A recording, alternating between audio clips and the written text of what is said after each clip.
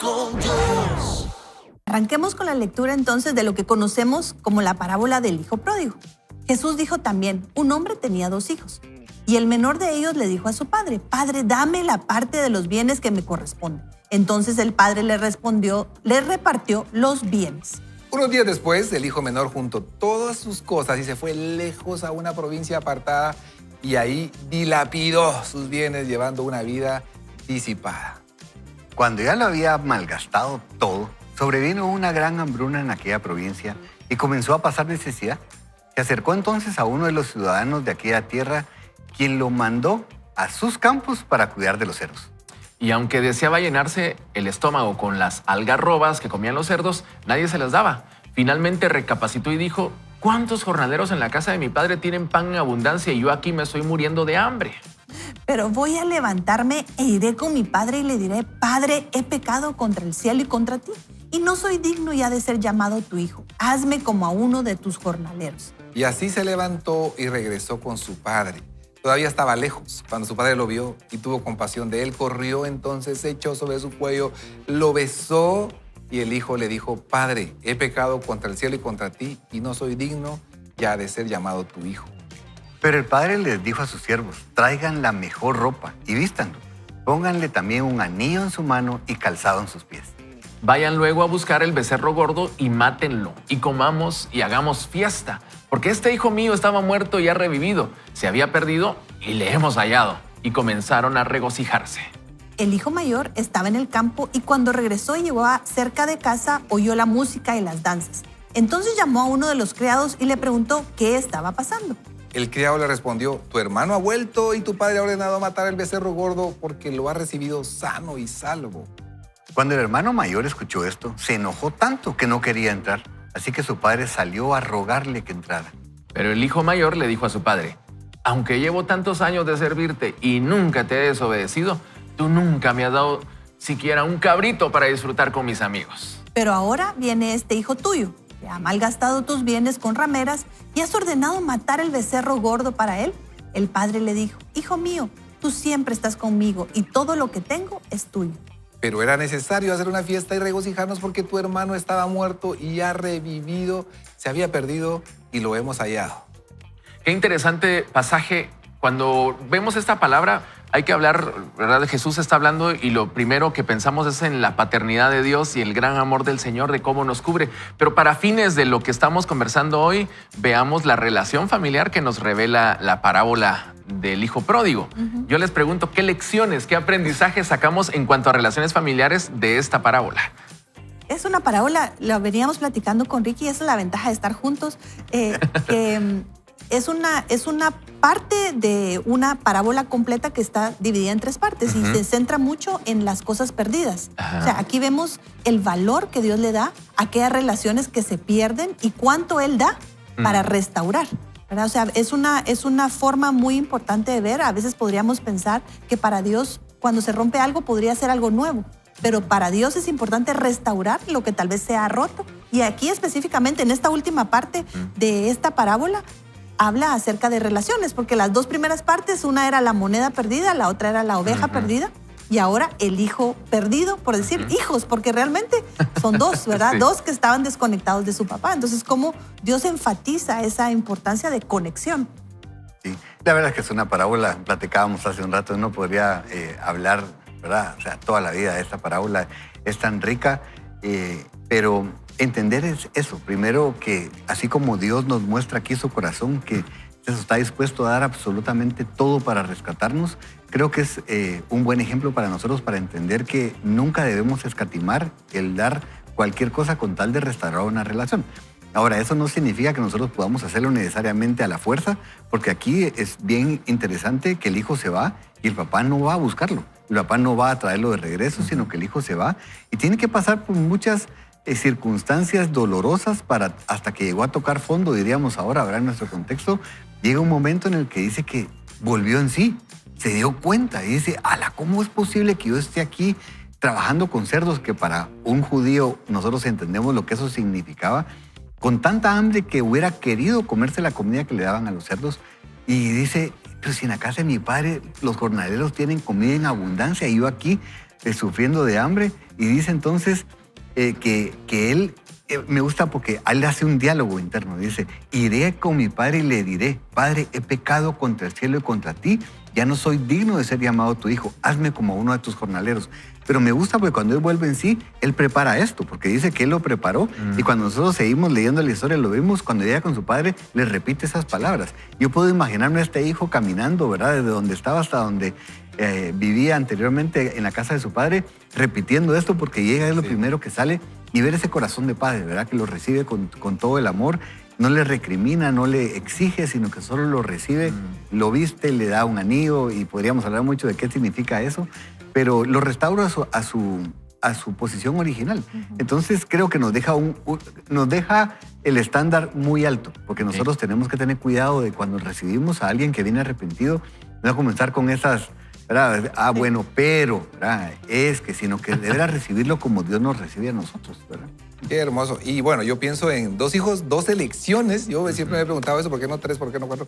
2 elecciones, ¿verdad? Una es te doy todo lo que estás pidiendo y te desenfrenas y sin ponerte ningún límite en la vida para poder hacer todo lo que te plazca. Y el otro que permanece en la casa de su padre. Sin embargo, ¿verdad? Cuando regresa, el hermano también, en lugar de alegrarse, pues se pone celoso, ¿verdad? Porque a él sí y a mí no. Bueno, si todo lo que tengo es tuyo, ¿verdad? Tal vez tú no lo has pedido. Y por cierto, ustedes, no puedo dejar de decir que hace algún tiempo leí un bonito libro que lo recomiendo, que se llama Las 10 leyes irrefutables de la restauración financiera, de la destrucción y la restauración financiera, de Andrés Panasiuk, que habla justamente de esta parábola y habla de 5 elecciones que uno destruye los dineros o lo que se nos ha dado a administrar, y 5 lecciones donde uno lo restaura. Y por cierto, una de las primeras lecciones es el corazón infeliz, ¿verdad? El que no estoy feliz con lo que tengo y entonces quiero hacer otras cosas. Y la otra de salir lejos y que nadie me mire, yo no tengo que rendirle cuentas a nadie y así nadie me juzga, entonces me voy lejos. Y son cuestiones que se nos cuelan en el corazón para poder destruir el espíritu libre, el alma impaciente, la desorganización. Pero cabalmente, las 5 leyes que tienen que ver con la restauración financiera tiene que ver con darnos cuenta, el tomar una decisión y decir, llega ese momento donde se da cuenta el hijo de lo que estaba sucediendo y medita y dice, no, toma una decisión. Y por cierto, se pone en pie y dice, ok, ya basta de estar pensándolo, voy a poner en pie y voy a regresar a la casa de mi padre. Y como bien decía Ricky, ¿verdad? Toma esa decisión valiente que sin duda, como se fue lejos, le ha de haber tomado tiempo llegar hasta allá y meditar y tomar esa elección de poder con el alma humilde. Y por cierto, también tiene que ver con la productividad, porque se acepta un trabajo que a lo mejor era un trabajo demasiado humillante, ¿no? Pero acepta el trabajo para poder generar y poder salir adelante. Entonces son leyes también de la restauración financiera. Pero volviendo al contexto de familia, sí, papá amoroso, 2 hijos, 2 elecciones, uno que lo disipa todo, otro que también está celoso de su hermano, ¿no? Bueno, podríamos decir que entonces las familias perfectas no existen, ¿no? Nos ponen nerviosos cuando alguien dice, no, a mí no me pasa nada de eso. Pero digamos, tampoco significa que debamos vivir en un eterno conflicto, ¿verdad? O sea, no es normal tampoco vivir en un eterno conflicto, aunque no seamos familias perfectas. No, a nosotros nos gusta un montón pensar en familias saludables. Creo que una familia saludable es aquella que a veces tiene desajustes, desacuerdos, conflictos, malas decisiones tomadas por papás o por hijos, porque aquí pues la figura del padre, para algunos padres podríamos decir, ¿para qué le dio? ¿Para qué le dio? ¿Por qué lo dejó ir? Sí. ¿Por qué no le dio al que estaba? Usted me comentaba que incluso hay gente que cuestiona, ¿y dónde estaba la mamá? ¿Será que estaba muerta? ¿Será que no? O sea, que no participaba. O sea, hay muchas cosas que uno podría ver acá, pero lo interesante es el rol de cada uno y cómo el padre se enfoca en restaurar, ¿verdad? Creo que eso es una característica importante para una familia saludable, es el deseo de restaurar, porque van a haber desavenencias y van a haber pecados. O sea, vivimos en un mundo donde el pecado ha manchado todo lo que hacemos, incluso el diseño maravilloso de la familia, porque el problema no es el diseño. Claro. Somos los que hacemos parte, ¿verdad? Los que jugamos los roles distintos y pues tenemos el rol de padres, pero también fuimos hijos, también somos hermanos, también somos sobrinos. O sea, hay muchos roles que jugamos y en algunos de esos podemos no ser tan tan fieles al papel que deberíamos de hacer. Pero si tenemos un corazón que busca la restauración, como el corazón del Padre, podemos tener mejores familias. Y sabe que está pensando que podemos restregarle a veces a la gente, ¿verdad? Lo que hizo mal. Pero mira lo que hiciste, y hay de vos, ¿verdad? Te pongo ciertos límites. Pero tal vez la enseñanza que a mí personalmente me queda también es el tema de abrazar. Suficiente has tenido para tomar esa decisión de acercarte, y entonces te abrazo. Después nos ponemos de acuerdo, pero te abrazo, te recibo con bendición, te celebro tu buena decisión, tu valentía, tu gallardía, pero te abrazo. Por cierto, y esto lo hemos dicho aquí muchísimas veces en Vaya con Dios, y cuando usted escuche esas voces en su cabeza que le dicen mentiroso, falso, hipócrita, y ahora sí venís a querer cambiar, esas voces no vienen de Dios. En absoluto vienen de Dios. Pero cuando usted escucha esa voz que te dice, que lo desafía a pensar en que este es el momento y qué valiente y esto es para ti, esas voces que nos bendicen vienen de Dios. Lo que decís eso de echar en cara, desde el contexto de la historia me imagino al hermano mayor no muy feliz, ¿verdad? Y entrar y decirle, mira, que lo que hiciste y reclamar ese tipo de cosas. Es complicado, Ricky. Sin embargo, el llamado es que nosotros seamos parte de esas familias saludables, que nosotros seamos promotores de esa salud. Es interesante porque esta historia nosotros la conocemos como la historia del hijo pródigo, pero en realidad nos muestra cómo todos tenemos un poco del hijo menor y todos tenemos un poco del hijo mayor. Sí. Pero en realidad la historia nos llama a que nosotros entendamos cómo convertirnos en ese padre, ¿verdad? Porque es bien fácil, dependiendo quién seamos nosotros, según nosotros en la historia, es como, uy, es que ese hijo menor, ¿verdad? O el hijo mayor, pero todos tenemos un poco de los dos. Pero la idea es cómo nosotros vamos entendiendo y cómo vamos creciendo para tener ese corazón de Dios Padre reflejado en este Padre en la historia y que nosotros podamos ser así, aunque no sea necesariamente nuestro lugar el ser padre en esa circunstancia. No sé si me voy a entender. O sea, es el corazón del Padre, tal vez como hermano, pero tener ese corazón. Yo quisiera recomendarles muchísimo. Hay un libro que se llama El regreso del hijo pródigo. Me recuerdo que hace ya algunos años estábamos en pandemia cuando nuestro buen amigo Gonzalo Chamorro nos recomendó leerlo. Es un libro escrito por Henry Nouwen. Y es un libro que, o sea, miren, cambia la perspectiva en cuanto a lo que hemos leído y platicado acerca de esta historia bíblica. Se los recomiendo con todo el corazón. Vale la pena leerlo porque es súper enriquecedor. Y es eso, y nos lleva por un camino que es más profundo de lo que a veces nos imaginamos, ¿verdad? Y como Evelyn decía, yo les recomendaría también que leyéramos esas dos primeras partes de la parábola aquí en Lucas. Y solo para dejarlo como extra, es interesante porque solo en Lucas se registra la parábola del hijo pródigo. Sí. Pero están esas otras dos parábolas que nos hablan de ese corazón del Padre buscándonos con todo su amor y que no escatima absolutamente nada por rescatarnos. Así que vale la pena tener el contexto completo y seguir creciendo con esto. No lo deje solo con lo que le decimos porque no da tiempo. Siga leyendo y creciendo con él. Ahora, en lo que mencionas, yo les quiero compartir así rápidamente algo que encontré y se los quiero leer. Dice, solo el Padre puede reconocer al hijo de lejos. Sus vecinos no hubieran podido asociar al joven que salió hace unos meses bien vestido, perfumado, con aires de conquistar el mundo y con dinero en el bolsillo, con este individuo que regresa con harapos, débil, oliendo a cerdos y fracasado. Solo los lazos familiares hacen posible el reconocimiento. Va un poco en la línea de lo que decías, ¿verdad? De tener el corazón de Dios.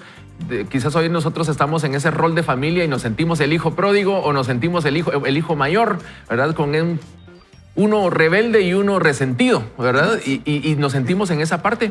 Quizás hoy es un buen día para pedirle al Señor, Señor, dame tu corazón, ¿verdad? Y ser yo quien traiga salud a mi casa, salud a mi familia. Totalmente, totalmente. Los invitamos a orar con nosotros y a poner nuestra mente, nuestro pensamiento, que el Señor nos revele cómo podemos alcanzar ese corazón de Padre que está dispuesto a dar esa oportunidad si el Padre no responde más que lo abraza, como dice Ana.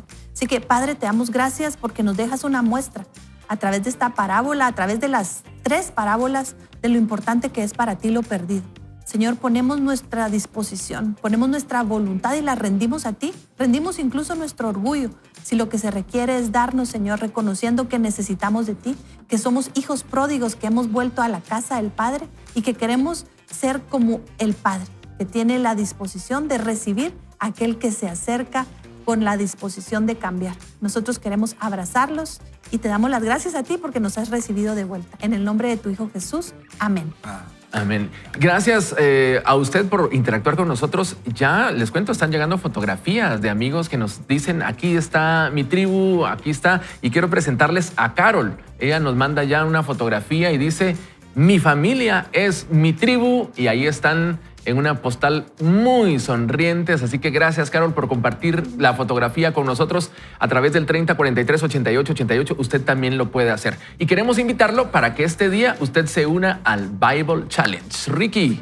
Así es, nosotros estamos leyendo ahorita en este momento el libro de Jueces. La verdad es que es un libro bien interesante y algo que me llama la atención, porque es eso, los invitamos a que usted nos acompañe en esta travesía de la lectura.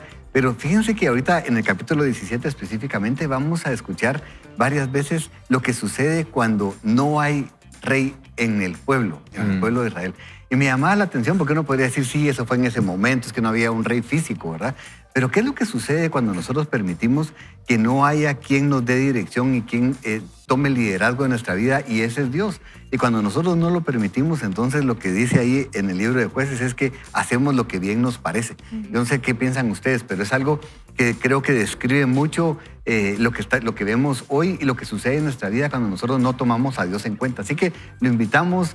Leas hoy Jueces del capítulo 17 al capítulo 21 y pídale al Espíritu Santo que se revele a usted y que le muestre esas perlas que están ahí. A veces uno no se va a identificar con todo, pero hay ciertas partes de la Escritura que brincan a la vista. Ponga la atención y crezca junto con nosotros. Y hoy nos terminamos Jueces, ¿verdad? Y empezamos Ruth ya mañana. Así es. Qué Y alegría. acabamos de terminar, porque acabamos de terminar una de las historias más que cabal tocó el fin de semana, entonces, ¿no? Pero la historia de Sansón, que creo que esa sí es una con la que todos nos identificamos, pero es un libro lindo, Jueces, ¿verdad? Así es. Nosotros vamos a una breve pausa y regresamos con más de su programa. Vaya con Dios. Deja atrás los tiempos de soledad. Con la sabiduría de Dios, construye relaciones que impactarán tu vida. Encuentra tu tribu. Arranquemos entonces. Encuentra a tu familia. La familia es la prioridad de Dios y es el mejor lugar para aprender y vivir en comunidad. Pero lo que pensamos como familia está lejos de su diseño original. Puedes intentarlo, pero ninguna investigación dará como resultado una mamá, un papá y de 2 a 5 niños viviendo solos, aislados de todos los demás en un pedazo de tierra. Hace tiempo, cuando la gente moría mucho más joven que ahora, el concepto de familia incluía a todos, desde padres, abuelos, tíos, medios hermanos, vecinos, sobrinos, empleados y amigos que se sentían como una familia, pero en realidad no lo eran. La idea de una familia que vive por su cuenta no se había inventado, lo que significaba que ser humano era vivir en las aldeas, rodeado de otros humanos casi todo el tiempo. Todo cambió después que el antropólogo social Bronislaw Malinowski acuñara el término familia nuclear, en referencia a una unidad social que consistía solamente de 2 padres y sus hijos. El concepto de familia nuclear revolucionó el mercado porque un grupo de personas pequeño, aislado y definido sería un excelente objetivo de consumo para todos los productos, desde pañales hasta ollas. Cuantos menos objetos las personas compartían, más tenían que comprar de manera individual. Y funcionó bien. Las ventas de tostadoras se fueron hasta las nubes. Mientras tanto, nuestra comprensión de qué es una familia se contrajo. Los solteros se aislaron, las madres jóvenes comenzaron a sentirse solas para criar a sus hijos y los ancianos fueron marginados.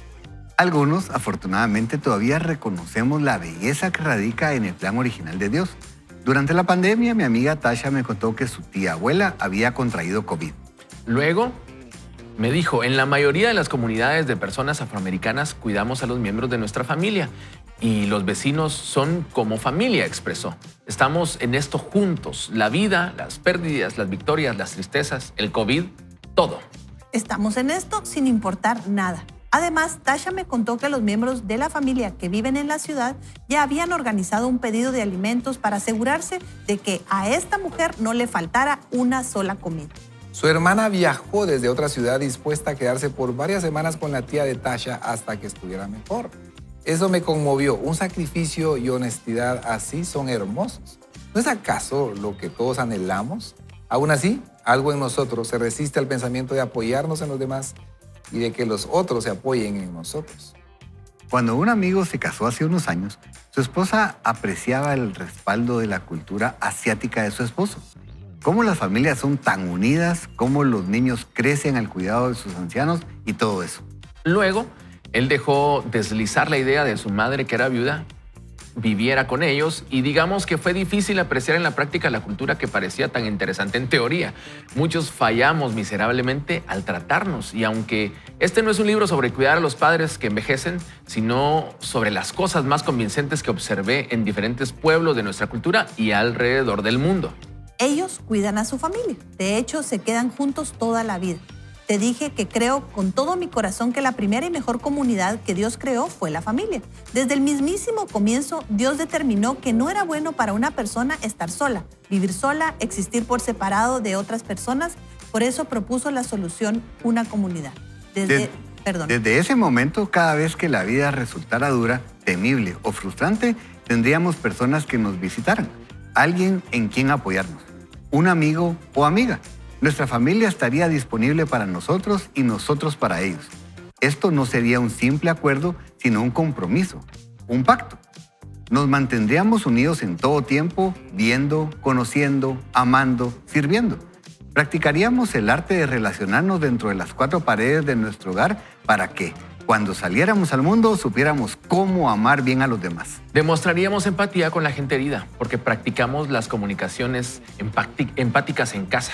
Sabríamos extender perdón sincero, porque perdonamos a otros en la familia. Sabríamos cómo resolver las diferencias y desacuerdos, porque practicamos la resolución de conflictos en nuestra casa. Se suponía que la familia iba a ser nuestra primera comunidad, una unión de personas que nos aceptaban y amaban. Así que nos enseñaban a aceptar y amar a los demás. Ese era el plan original de Dios para bendecir a la gente dentro de las familias y a través de ellas bendecir al resto del mundo. La imagen de una familia tiene que ser de total libertad, de cadenas rompiéndose, de alegría. Estoy pensando en exhortaciones como la de Primera de Timoteo, donde el apóstol Pablo le recuerda a su joven protegido que la familia importa.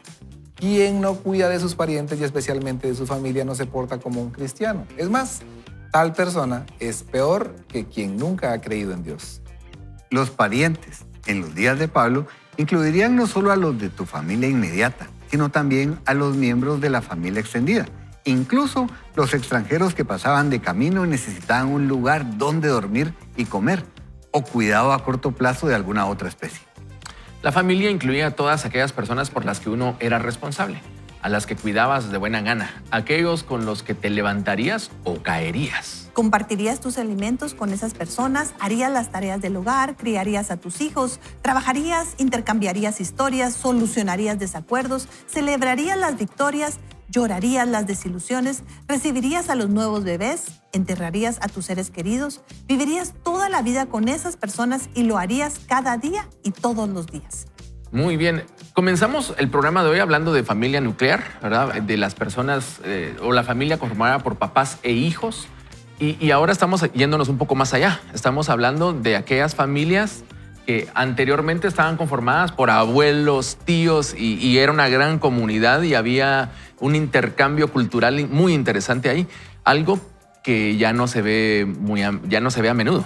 Yo creo que en América Latina todavía tenemos ese privilegio de vivir en comunidades más amplias, ¿verdad? Todavía para nosotros la familia, cuando uno piensa en familia, sí piensa en sus padres, en sus primos, en sus hermanos, en sobrinos. Creo que para la cultura norteamericana cada vez es menos, ¿verdad? Por la forma y la dinámica que han tenido. Yo le decía a Ricky que pensando en esto, ¿verdad? O sea, realmente este antropólogo describió algo que él estaba viendo, pero no es producto de la descripción de él lo que hace un cambio cultural, sino es algo que viene por la evolución misma de cómo vivían las familias después de la revolución industrial, ¿verdad? Que la gente se mueve a las ciudades y entonces deja de vivir. Antes vivían en aldeas, en fincas, en espacios donde cultivaban todos, porque para cultivar y cosechar necesita muchas manos. Entonces es parte de una forma de cambio que hubo en las sociedades y que podemos trabajarlas de otras maneras. Como ella dice, tal vez ya no estamos con nuestra familia de sangre,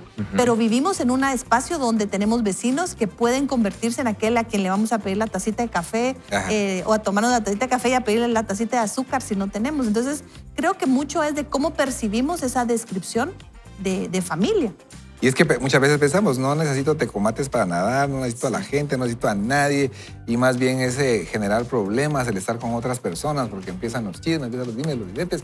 Pero también hay una gran ventaja de ser parte de una comunidad. No sé si les ha pasado, ¿verdad? Que tal vez en la colonia donde vivimos hay alguna actividad y uno está un poquito reacio, ¿verdad? A convivir y conocer a otras personas, pero cuando uno se expone, ¿verdad? Y puede conocer a otras personas y resulta que se generan conexiones, ¿verdad? De una manera muy, muy natural.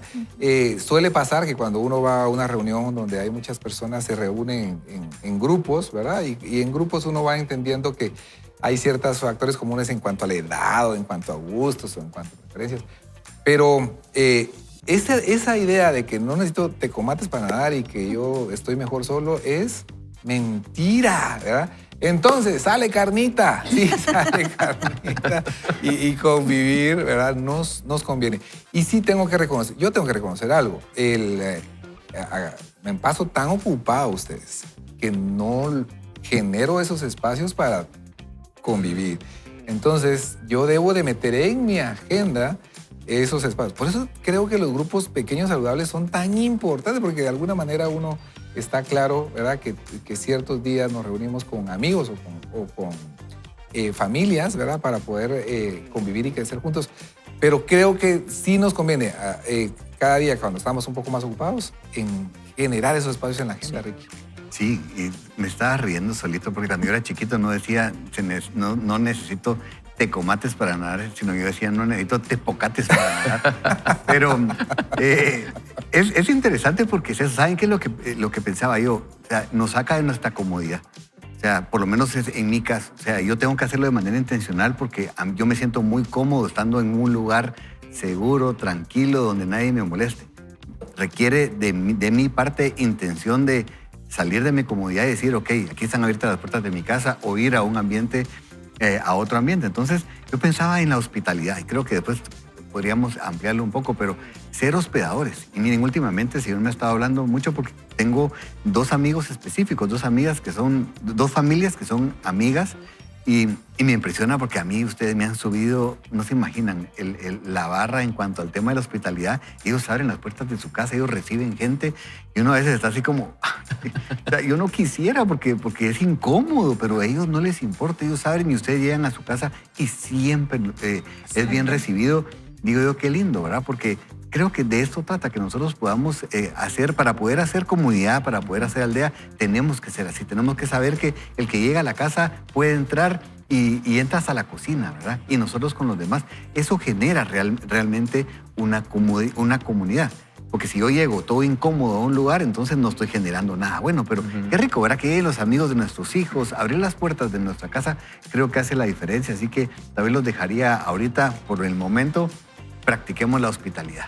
Y esto me llama mucho la atención porque, digamos, hemos estado hablando acerca de buscar nuestra tribu de manera individual, pero aquí no estamos hablando solamente de algo individual, estamos hablando de nuestro núcleo familiar y extender a un núcleo más grande que abrace a nuestra familia, ¿cierto? Y entonces eso es un desafío mayor todavía, porque a veces nosotros, digamos, estamos más acostumbrados, sobre todo acá en la vida de ciudad, uno está acostumbrado a estar más aislado, a estar más solo, a tener tiempo de privacidad, de estar, y tiene uno distancia, ¿verdad? Creo que de repente las personas que viven en departamentos y tienen mucha familia cerca tienen más el privilegio de compartir e interactuar, pero necesitamos crear esos espacios en donde tengamos una tribu familiar, ¿verdad?, más grande, que abrace a nuestra familia. Y que produce incomodidad, es lo que decía Ricky. Tenemos que estar conscientes, como la historia de esta mujer, ¿verdad?, que le parecía linda la comunidad asiática y la cultura asiática hasta que le tocó aplicar. Sí, pero esa es la realidad. O sea, vivir en comunidad, vivir en esa tribu, nos saca de nuestra comodidad. El ser hospitalarios es difícil. A mí me cuesta porque digo, qué pena, van a ver mi casa toda desordenada, no dejé limpio la cocina, como quisiera que vieran, ¿verdad? Entonces, eso me genera la incomodidad de mostrarme como soy muchas veces a personas que no son esos que viven conmigo todo el tiempo y que saben de verdad cómo soy. Entonces, esto nos hace ser reales y por eso creo que nos incomoda, ¿verdad? El que alguien pueda entrar a la casa y llegar a la cocina y agarrar una taza de café y abrir ese gabinete que está hecho un desastre. pero eso es lo que requiere generar eso, encontrar esa tribu que se llama familia. Saben que estaba leyendo que decían que es un tecomate para gente que nos escucha desde afuera, pero sí, realmente es como una verdura, se vacía, se hacen marimbas de tecomates, pero como estaba vacío, se usaba antes también para atravesar un río, ¿verdad? Como flotador. Como flotador. Y se utiliza también como cántaro de agua, ¿no? O sea, se utiliza también para almacenar agua para aquellas personas que nos están sintonizando desde fuera de Y Guatemala. ahora le toca a usted buscar qué es un tepocate para que mire cómo estaba yo de perdido. Pero mire, solo rapidísimo. Pero, y ser creativos, porque a nosotros nos sucedió algo durante la pandemia. Nosotros estuvimos fuera de nuestra casa, ¿verdad? Por algunas razones, y no estábamos con nuestros hijos. Y era impresionante porque fíjense que nos hablábamos todo el tiempo y nuestros hijos nos decían, miren, o sea, Danilo mandó lasaña. O sea, los hice, mandaron algo. Y ni siquiera se podía, nos lo podían llevar personalmente, pero lo mandaban a dejar con algún medio de transporte de pedidos. Pero miren, era impresionante. O sea, hasta se juntaban con más comida de la que necesitaban. Y nosotros decíamos, qué lindo ver a nuestra comunidad. Porque una cosa es decir, cuando necesites algo, ya sabes, contás conmigo. Pero verlo en acción, ustedes, para mis hijos era impresionante. O sea, se llenaban de comida porque todo el mundo estaba pendiente porque nosotros no estábamos. Y digo, eso es hacer comunidad. O sea, no solo es el llegar físicamente, que es lindo, sino seamos creativos para poder estar presentes en la vida de las personas y buscando satisfacer las necesidades que tienen, ¿verdad? Cada quien a la manera que pueda, pero se puede, por lo menos es eso. Me di cuenta que podemos hacerlo de maneras muy creativas que tal vez no hemos pensado en el momento. Y es interesante, por ahí me recordaba de unos datos. Ustedes estarán más actualizados que yo en ese tema, pero habla, por ejemplo, en el caso de los nietos, que los beneficios de que los nietos estén cerca de los abuelos, por ejemplo, ¿verdad? Entonces dice, los abuelos recuperan vitalidad cuando están más cerca de los nietos. Y yo creo esa riqueza también cultural, ¿verdad? De los abuelos compartiendo su conocimiento, su experiencia a las nuevas generaciones. Y a veces nosotros creo que en nuestra agenda no hay espacio para ese tipo de cosas, ¿verdad? Y suele ser un problema con el que preferimos lidiar y no hacer el espacio. Sí, totalmente. Y ahí algo importante es reconocer que necesitamos ser no solo familias o tribus multigeneracionales, sino intergeneracionales. O sea, que realmente hagamos esa conexión y el beneficio que hay para los abuelos de los nietos de los abuelos, y cómo ese convivir con diferentes generaciones e interactuar con ellas pueden ser enriquecedoras para todos, ¿verdad? Para los abuelos y para los nietos. Claro, definitivamente. Ana. Así es, ¿no? Es algo que tenemos que ser muy cuidadosos, creo yo, en cultivar, ¿verdad? Ustedes y entender que así como nosotros fuimos criados, probablemente las cosas han cambiado para ahora, ¿verdad? Y tenemos que ser muy cuidadosos en entender y tratar de conectarnos. Así es. Sí. Sí, que cerramos orando, pidiendo al Señor que nos ayude, porque por lo menos en mi caso yo le digo así, para que el Señor me ayude, porque muchas de estas cosas que hemos hablado a mí no se me dan de manera natural. O sea, para el que me conoce de cerca sabe que yo no soy así, pero he aprendido que el Señor puede hacer la obra si nosotros lo permitimos. Así que oramos, decimos, Señor, te damos gracias, porque en tu plan original tú diseñaste, Señor, que nosotros viviéramos en comunidad, que viviéramos y creciéramos en familia, que nosotros hiciéramos de nuestra aldea parte de nuestra vida, que nosotros pudiéramos bendecir a otros y que otros nos bendijeran a nosotros con su presencia, con su sabiduría, con el poder pasar tiempo juntos. Así que, Señor, hoy nosotros tomamos la decisión intencional de poder ser comunidad para aquellos que la necesitan. Señor, te pedimos que tú nos muestres a través de tu Espíritu Santo a aquellas personas que necesitan, Señor, de una visita, que necesitan de que una necesidad sea satisfecha. Te pedimos en el nombre de Jesús que nos hagas sensibles a la necesidad de otros y que nos ayudes a salir de nuestra comodidad para poder hacer una verdadera comunidad. Que nosotros como iglesia seamos el lugar seguro de muchas personas y que nuestra familia esté siempre abierta para recibir a otras personas. Hoy nos disponemos y te lo pedimos en el nombre de Jesús. Amén. Amén. Vamos a una pausa y regresamos con más de su programa Vaya con Dios. Vaya con Dios. Sigamos entonces con la lectura y dice, seamos honestos, la familia puede ser algo difícil. Esta unidad construida sobre el plan de Dios para la familia probablemente nos obliga a hacernos una pregunta. ¿Qué pasa si esas personas a las que llamamos familia nos sacan de nuestras casillas todo el tiempo? O peor, si están completamente ausentes o son abusivos. Conozco historias de atrocidades inimaginables cometidas por miembros de la familia. Escúchame bien, el abuso exige definitivamente que pongamos límites, incluso que nos distanciemos. Por favor, busca ayuda si estás en esa posición ahora o si has crecido en dicha situación y no has podido sanar. Nadie debería enfrentar solo ese proceso. En la mayoría de nosotros las familias no son tóxicas. Simplemente son, nos vuelven locos. O tal vez no nos gustan algunos de nuestros familiares. Tal vez son críticos sobre la forma en que criamos a nuestros hijos, que esas cosas suelen pasar, ¿verdad? O lo que planeamos hacer después de la universidad, tal vez te presionan para que te cases o para que pienses del mismo modo que ellos. Tal vez te manipulan con dinero o corrigen tu gramática y se quejan constantemente de que nunca vas a visitarlos. O tal vez, como el hermano de mi amigo, vienen a tu casa y se quedan por demasiado tiempo y encima esperan que te hagas cargo de ellos en Navidad. Si se trata de preferencias, en general buscamos relacionarnos íntimamente con personas que no nos vuelvan locas, que no sean críticas o sean parecidas a nosotros. Pero con la familia, tú no eliges a tu gente, lo que significa que probablemente no serán fáciles de amar. Cuando estábamos en el proceso de adoptar a Cooper, leímos un montón sobre el apego familiar y lo disruptivo que puede ser para una persona perder las primeras relaciones que se suponía que lo serían todo. Todavía me hace llorar mientras escribo esto, porque si bien la adopción es redentora, fundamentalmente surge de la disrupción más inimaginable, la pérdida de las personas que te trajeron al mundo. Cuando la unión con las primeras relaciones se rompe de alguna forma y por alguna razón, unirse a otro se hace difícil a todo nivel durante toda la vida. Por esa razón, si pidieras un turno para una terapia, los primeros 20 minutos serán sobre tu relación con tus padres. Yo creo que se quedó corto 20 minutos. 20 minutos no alcanzan, ¿verdad? Pero la buena noticia es que podemos aprender una mejor forma de relacionarnos y podemos sanar por completo. Yo lo viví, dice la autora. Tenía 30 años cuando me senté con mi papá y le dije cómo había pasado toda mi vida sufriendo por las heridas que él, sin darse cuenta, me había provocado.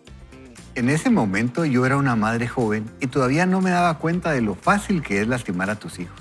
Le escribí a mi papá una carta de 6 páginas, 3 de gratitud y 3 de heridas, y él la leyó en voz alta. Era importante. Yo había hecho el trabajo, incluyendo años de consejería, pero nunca le había hablado sobre las heridas que sus conductas me habían causado. Ese era el día, pero yo no podía concebir algo bueno como resultado de esa conversión que yo sabía era inevitable. Primero, porque no quería dañarlo. Segundo, porque no podía ver que esto pudiera terminar bien. O mi papá me criticaría, validando mis peores temores, o se encogería de hombros y diría que no tuvo la intención de dañarme con ninguna de esas palabras o acciones. En síntesis, invalidaría las heridas de mi niñez. Esta es la hermosa verdad acerca de mi Padre terrenal. Él ama a Jesús, ama a su familia y ha pasado su vida entera tratando de ser un buen padre y un esposo amoroso. Como su hija, yo tengo mucho por lo que debo de estar agradecido. Aún así, me alejé de mi crianza con un bagaje de dolor y un poco de crisis de identidad. Todos cargamos con problemas de apego en la adultez, porque todos tenemos padres pecadores. Mi padre escuchó cada palabra que le dije ese día y lloró lágrimas de alegría por mi gratitud, por las comilonas que organizaba y por trabajar incansablemente para proveernos. Pero después lloró lágrimas amargas cuando le expliqué cuidadosamente que siempre había pensado que no era suficiente para él. Lloró, escuchó y luego me dijo algo que no podría haber imaginado antes de esa conversación. Me habló de su relación con su madre y con su padre. En síntesis me dijo, Jenny, yo me equivoqué. Fue mi falta, no la tuya. Y déjame decirte dónde escuché por primera vez el mensaje de que tenía que ser perfecto. Fue de la boca de mi mamá y mi papá. Yo escuché el mensaje, lo absorbí y luego te lo pasé a ti. Amamos a los demás en la misma manera en que fuimos amados.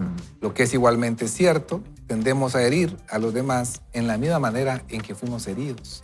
El ciclo se perpetúa hasta que algo lo interrumpe y alguien dice, basta. Eso fue lo que mi papá y yo hicimos ese día.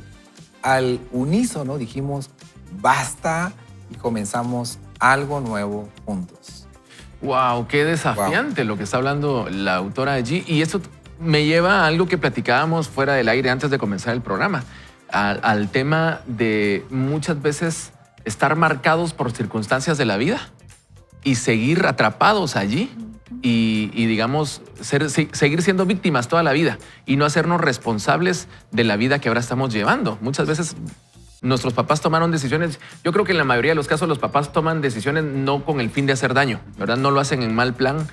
Sin embargo, a veces se generan heridas y nosotros debemos decidir si venimos y nos renovamos, como decía Ricky, o si nos quedamos estancados ahí. Sí, totalmente. Y miren, voy a comenzar con una cita que se la robé a Ricky, de una de sus películas favoritas del Gladiador, ¿verdad? Está el emperador Marco Aurelio con su hijo, que él comienza a decir todos sus defectos y el papá le dice, tus defectos de hijos son mi fracaso como padre.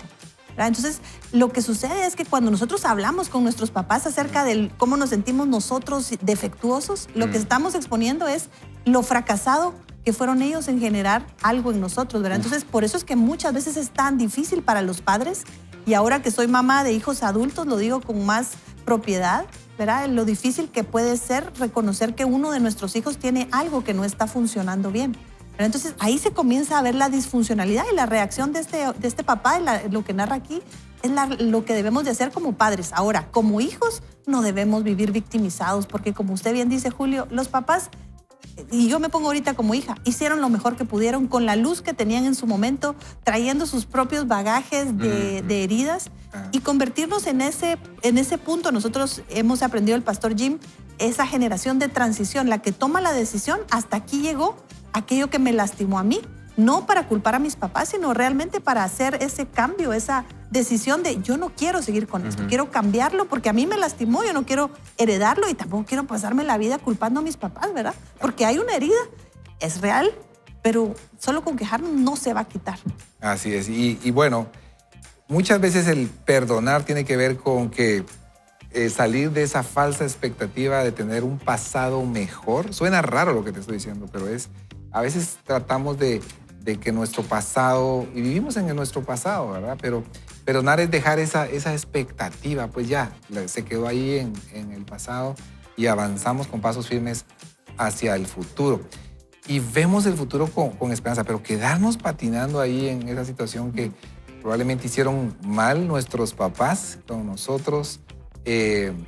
Por eso el modelo que tenemos es Jesús. Está en nuestro Dios Padre que nos ama, que nos recibe con amor. Y esa forma de ver la vida nos lleva a tomar unas mejores decisiones, sabias decisiones. Es de que en el nombre de Jesús te animamos a salir de esa situación de pasado. Y quisiera hacer yo también énfasis en algo, porque mencionaba el autor, si hay familia que tal vez está pasando ciertos límites, tenemos que tener ese cuidado de marcar esos límites, ¿verdad? Entonces, yo te recibo aquí en la casa y siempre serás bienvenido, pero no, aquí no decimos esas palabras o esas amenazas o hablamos mal de política.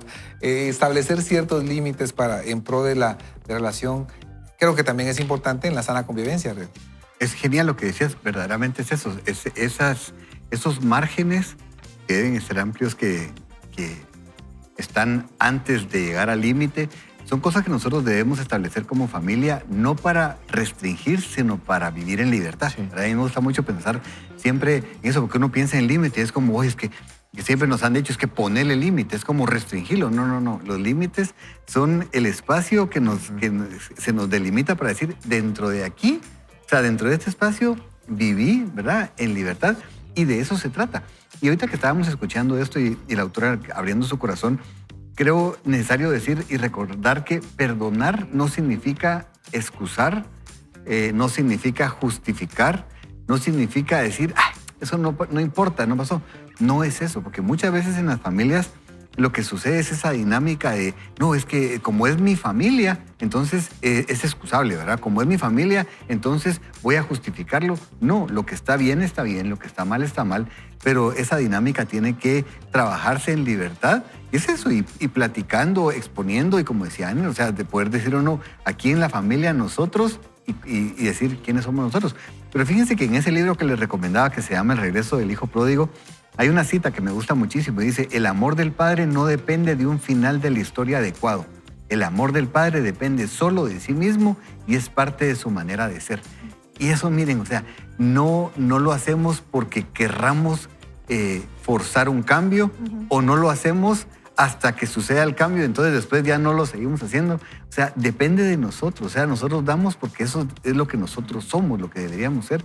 Y en una tribu, en una familia, en realidad es eso. Hay dinámicas que no son fáciles de lidiar, ¿verdad? O sea, a mí me gusta porque ella lo pone aquí, no idealiza así como que todo es lindo. No, hay familiares complejos, ustedes. O sea, sí, algunos complejos y otros complicados, ¿verdad? O sea, yo me recordaba familiares incluso eso, se dice, no corrigen la gramática. Que llega el niño con su tarjeta, se le da, no, esto no es con S, ¿verdad? Esto es con C. O sea, no sé si... Miren, suena ridículo, pero pasa. O sea, nosotros lo hemos visto. Hasta en las mejores familias. O sea, lo hemos visto, llegar a la niñita y decir una palabra, habrá mal dicha, es como corregirla. No, hombre, o sea, ese no es el momento de corregir, ese es el momento de celebrar. O sea, seamos nosotros cuidadosos de crear un ambiente de libertad y de amor donde nos sintamos tranquilos. No estamos hablando de libertinaje, miren, no nos hagamos bolas, diríamos coloquialmente. Seamos una familia feliz donde nosotros podamos ser, tener la libertad de ser quienes nosotros somos. Eso hace la diferencia y eso hace que las demás personas quieran estar. Yo siempre pienso, o sea, y ahora que soy abuelito les cuento, les hablo así como viejito abuelito y les digo, mi meta es que el ambiente en mi casa sea tan agradable que mis nietos quieran estar. Ajá. Y no que sea tan desagradable que mis nietos digan, ala, no vayamos donde el abuelo. O sea, no, ¿verdad? O sea, seamos cuidadosos, creo, depende de nosotros. Y digamos que eso aplica en todo sentido, no solamente en tu caso como abuelo, ¿verdad? Sino papá. como papá, como tío, como primo, el hecho de decir yo quisiera que mis sobrinos vengan y se sientan cómodos acá con nosotros. De hecho, dice ella, la familia no la elegimos, ¿verdad? Y eso significa que no necesariamente van a ser fáciles las relaciones, pero nosotros debemos entender, eso es lo que decía Aner de los límites, creo yo que es bien importante, y hacía una pausa cuando Evelyn leía esa parte de la paternidad, y que muchas veces de repente hay críticas de cómo querés llevar tu paternidad y no, que deberías de hacerlo de esta forma. Algunos dicen, está bien, voy a recibir todos los consejos que todos me dan y tratan de hacer un mix con todo lo que le dicen. Habemos algunos otros que decimos, no, nosotros vamos a llevarlo de esta forma, es lo que acordamos con mi pareja, ¿verdad? Pero es un reto el que tenemos en cuanto a eso porque suele ser molesto, ¿verdad? No lo hagas así, hacelo de esta forma. Y eso, hasta esas cosas generan problemas. No, y yo creo que lo leíamos la semana pasada, el viernes justo, que hay ciertas formas de enfrentar el conflicto, ¿verdad? Y una de ellas es llevemos ese bagaje livianito, ¿verdad? No estemos llevando la cuenta de todo lo que nos dicen, de lo que no nos dicen, sino que seamos prontos para pedir perdón cuando corresponde. Esperemos lo mejor de las personas, porque a veces la persona pues realmente tiene una buena intención y nos agarró en un mal momento a nosotros, o tal vez somos muy quisquillosos, ¿verdad? Proverbios habla muchísimo da muchos principios acerca de relaciones y creo que es una buena cosa leer constantemente Proverbios. Hay uno que dice que el prudente deja pasar por alto la falta. A veces nos hacemos, como dice Ricky, bolas porque mi suegro le corrigió la ortografía a la tarjeta del nieto. Bueno, pues el problema del abuelo porque se va a perder esa relación. O sea, el tener esa prudencia de saber qué cosas dejar pasar, cuáles son realmente importantes que no voy a dejar pasar. Y hay un podcast que a mí me gusta mucho que se llama Crianza Reverente, los esposos Bixby, y ella arranca el programa siempre diciendo, recordemos que somos pecadores creando pecadores, ¿verdad? O sea, en nuestra familia, por muy buena gente que seamos, aunque hayamos entregado nuestra vida a Jesús y seamos creyentes, somos pecadores y tenemos la capacidad de ofender y de pecar. Y la idea es tener el corazón del Padre de querer restaurar, o sea, esa flexibilidad que tenemos que tener, reconocer que no somos perfectos, que nosotros también ofendemos, que nosotros también a veces tenemos mala cara, que tal vez no fuimos el más amable a la hora de saludar y mantener esa opción de conexión. Y yo quería solamente destacar algo. La autora dice que nosotros no escogemos a nuestra familia, ¿verdad? Sí. Y me deja pensando justamente en nuestra responsabilidad de amarlos, en que muchas veces, o la oportunidad que tenemos, el privilegio que tenemos de amarlos, quisiéramos cambiarlos, corregirlos, hacer cambios estructurales en su vida. No nos corresponde eso, ¿verdad? Nosotros no los elegimos, los amamos así, ¿verdad? Y dejemos esa lucha, ¿verdad? Por cambiar muchas veces a las personas, amarlos así como son. Wow, qué interesante. Yo quiero invitarlos para que oremos juntos y le pidamos al Señor que nos ayude en esta construcción de familia, en esta construcción de tribus. Como bien lo decía Evelyn, ni nuestros familiares son perfectos y nosotros tampoco. Entonces, pidámosle al Señor que ponga gracia en nosotros y en nuestras familias para hacer una construcción conforme a su voluntad, conforme al plan que Él tenía con relación a la familia. Señor, en esta ocasión queremos agradecer por la familia en donde nos has puesto, por cada integrante de las familias, Señor, que nosotros seamos ese vínculo que une, que no seamos nosotros quienes promuevan la división o el conflicto o el enojo, sino que nosotros seamos ese vínculo que une, que trae, Señor, inspiración, en donde las familias vean en nosotros confianza, vean en nosotros amor. Te pido, Señor, que si alguien hoy está oyendo esto y se siente confrontado porque quizás las relaciones familiares están rotas y hemos aportado nosotros para ese rompimiento o hemos aportado nosotros para ese conflicto, Padre, que hoy lo que hablamos traiga restauración, que lo que hablamos hoy traiga amor, de tal manera que nosotros tomemos la iniciativa para reconstruir, para unir, y que sea tu Espíritu Santo el que habite en medio de nosotros. Y te damos gracias por esas familias extendidas, por esas tribus extendidas, por esos amigos, por esos compañeros que se han hecho familia y que ponen mucho amor y mucha gracia en nuestra familia. Muchas gracias, Señor, en el nombre de Jesús. Amén. Amén. Y amén. Gracias por el favor de su sintonía. Ha llegado el momento de despedirnos. Gracias por el privilegio de compartir esta mesa con ustedes. Gracias. Y les decimos juntos, por favor, no vayan solos, no vayan mal acompañados. ¡Vaya con Dios! Vaya con Dios.